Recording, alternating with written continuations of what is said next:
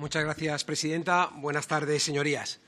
Realizamos esta intervención para interesar la comparecencia del ministro de Economía, Comercio y Empresa para explicar los pactos alcanzados por el Gobierno en relación con la vuelta de empresas y amparado en la Ley de Sociedades de Capital, y si estos son compatibles con los principios de libre establecimiento, igualdad y con la normativa de ayudas de Estado.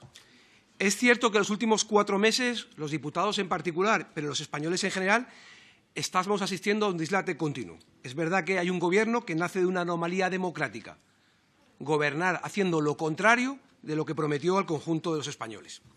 Cada sesión parlamentaria es una sorpresa y cada votación es una lotería, pero siempre ganan los mismos. Los separatistas, los que tienen al Gobierno amordazado. Es cierto que está intentando que coaje la técnica de que el escándalo del día siguiente tape al del día anterior. Este Parlamento ha dejado de ostentar el poder legislativo y este Gobierno ha dejado de ser el poder ejecutivo. Todo se legisla desde Waterloo, pasando por Ginebra para simplemente informar al Parlamento y a los españoles de qué es lo que se ha negociado bajo cuerda. Esto hace que cobre sentido los continuos ataques al único poder que todavía no han sido capaces de invadir, el Poder Judicial.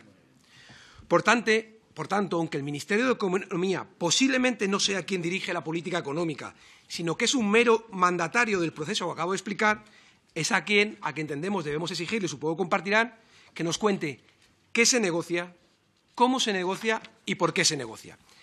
Respecto al tema de la fuga de empresas, hay que señalar que ni Junts ni Esquerra son víctimas del Estado español.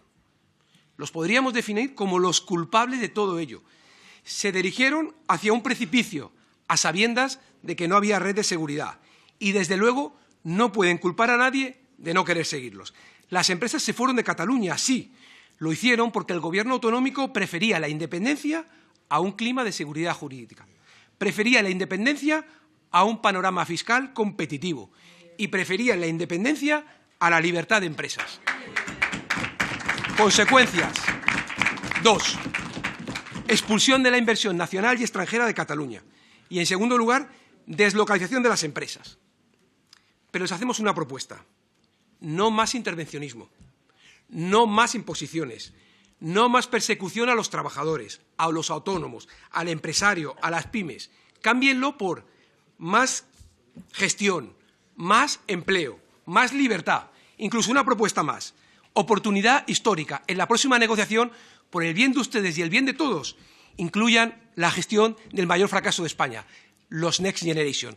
160.000 millones de euros para que nuestras empresas crezcan, para atraer empresas, para cambiar nuestro tejido productivo, para mejorar este país de todos. Mire, hagamos un análisis de Cataluña. ¿Qué pasaba entre el año 2013 y 2017?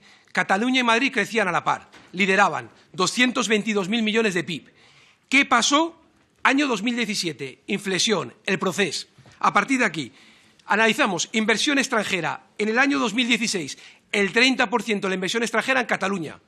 Año 2017, año siguiente, proceso, se perdió el 58% de la inversión.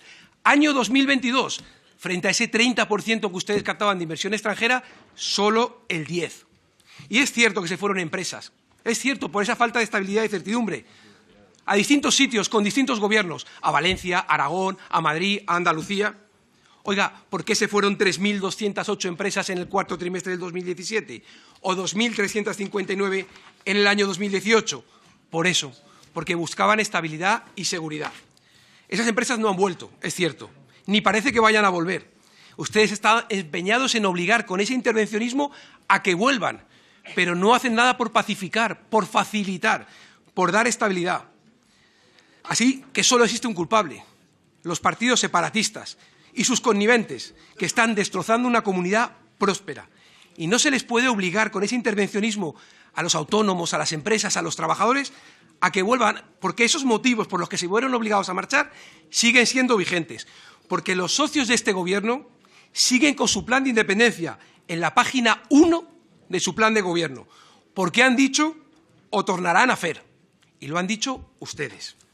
Por ello pedimos la comparecencia del ministro para que nos diga si va a llevar a cabo esta intervención, amparado en qué derecho va a hacerlo y cómo va a obligar a las empresas vayan a donde quieran los políticos, Y, en cuarto lugar, si nos da la oportunidad el ministro, también le preguntaremos ¿cuándo va a parar esa política de imposición, de intervencionismo y chantaje? Es verdad, señores socialistas, que hay una cierta empatía hacia ustedes. Llevan 4 meses siendo chantajeados por Puigdemont y llevan 4 meses siendo humillados por aquellos a los que ustedes decían que eran sus enemigos.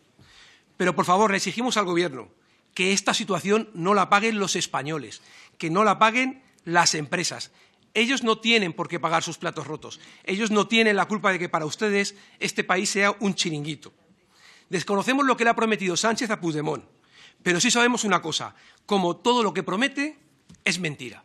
Y mire, si vamos al aspecto técnico, no existe forma de obligar a las empresas a volver al separatismo, porque sería contrario a la normativa relativa a la libertad de establecimiento del artículo 49 del Tratado del Funcionamiento de la Unión Europea. Tampoco se podría incentivar a las empresas a retornar porque quebrantaría las ayudas de Estado del artículo 107 del Tratado del Funcionamiento de la Unión Europea. La pelota está en su tejado y sabemos que de soluciones imaginativas anda sobrados cuando de transgredir la ley se refiere.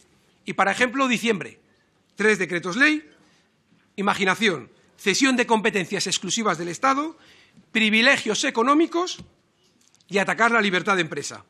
Un alto precio para que ustedes sigan en el Gobierno. Y nosotros le proponemos, ¿dónde está el Partido Popular que ustedes decían? Primero, revertir todo el daño causado por ustedes. Un ejemplo, evitar que ustedes se lleven el 44% de la subida que reciben los que cobran el salario mínimo interprofesional. Una medida. Segunda medida, conseguir recuperar las clases medias en España. Si ustedes se van al CIS, a su CIS, lo que dicen los españoles año 2019, el 3% se consideran, según datos del CIS, que son clase pobre o clase baja.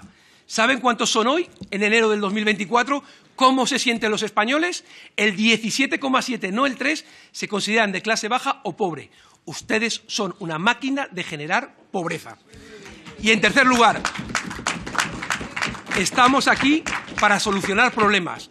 Por eso el presidente Feijóo les puso 6 pactos, para todos, para mejorar la vida de todos los españoles, sin distinción de comunidades autónomas, sin distinción de territorios, sino por todos.